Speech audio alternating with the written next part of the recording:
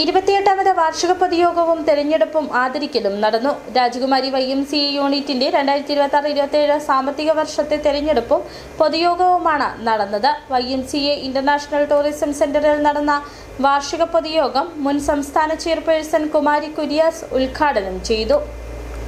ജീവകാരുണ്യ പ്രവർത്തനങ്ങളിൽ രാജകുമാരി മേഖലയിൽ സജീവമായി പ്രവർത്തിച്ചു വരുന്ന YMCA യൂണിറ്റിന്റെ 28ാമത് വാർഷിക പൊതുയോഗവും തെരഞ്ഞെടുപ്പും നടന്നു.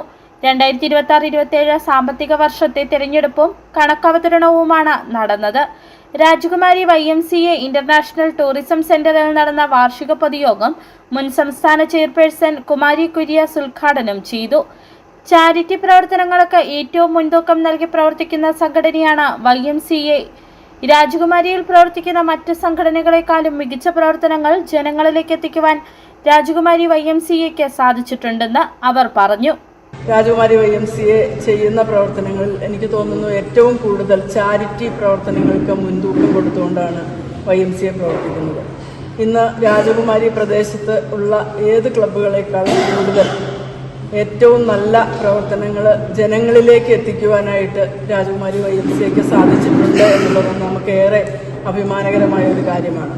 ഒരുപാട് ക്ലബ്ബുകൾ നമുക്ക് രാജകുമാരിയിലുണ്ടെങ്കിലും ഒരു പൊതുവായി നടത്തുന്ന പ്രോഗ്രാംസിൽ എന്നും രാജകുമാരി YMCA മുന്നിലാണ്. അത് എല്ലാവരും ഏറ്റവും നമ്മളെ അഭിനന്ദിക്കുന്ന കാര്യവുമാണ്. തുടർന്ന് നടന്ന തെരഞ്ഞെടുപ്പിൽ സിയോസ്കറിയ പ്രസിഡന്റായും അഡ്വക്കേറ്റ് സാജു ഇടപ്പാറ സെക്രട്ടറിയായും ഷിൻഡോ പാറയിൽ ട്രഷററുമായിട്ടുള്ള 12 അംഗ ഭരണസമിതിയെ തെരഞ്ഞെടുത്തു.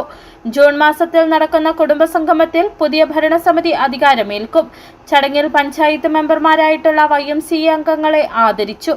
ബോസ് പൊത്തയ്യത്ത്, ജോഷി വെട്ടിക്കപ്പള്ളി എന്നിവരെയാണ് ആദരിച്ചത്. YMCA അംഗങ്ങൾക്കുള്ള സമ്മാന വിതരണവും നടന്നു. നിയുക്ത പ്രസിഡന്റ് പിയൂസ് കറിയ സമ്മാനദാനം നിർവഹിച്ചു. Unit president OA John, secretary Arun Mathew, treasurer Varghese Thoppil തുടങ്ങിയവർ കാർഷിക പൊതുയോഗത്തിന് നേതൃത്വം നൽകി. സിറ്റി വിഷൻ, രാജകുമാരി.